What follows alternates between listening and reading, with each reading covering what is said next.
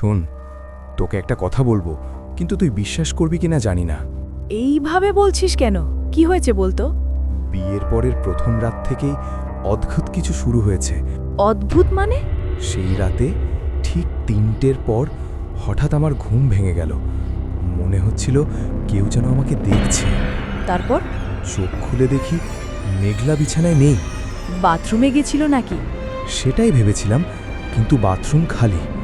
ঠিক তখনই ছাদ থেকে ঠক ঠক শব্দ এলো। রাত ৩টায় ছাদে? তুই গেলি? হ্যাঁ, দরজাটা আধ খোলা ছিল। খুলতেই দেখি মেঘলা কোণায় দাঁড়িয়ে, চুল দিয়ে মুখ ঢাকা। তারপর? আমি ডাকলাম, মেঘলা। সে ধীরে মাথা তুলল। কি দেখলি?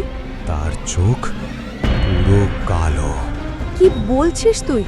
আর সে অন্য গলায় বলল, আমি মেঘলা না। তারপর তুই কি করলি? আমি পেছাতে লাগলাম।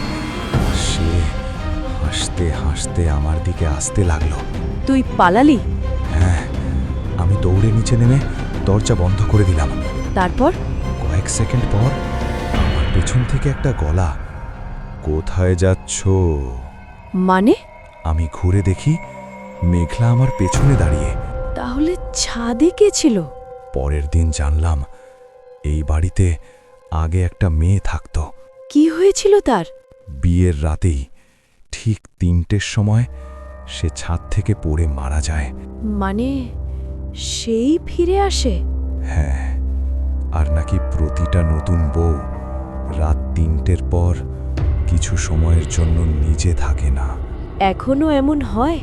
হয়, রাত ৩টের পর মেঘলা মাঝে মাঝে উঠে দাঁড়ায়। কি করে তখন? আয়নার সামনে দাঁড়িয়ে নিজের দিকে তাকিয়ে বলে, আমি ফিরে এসেছি।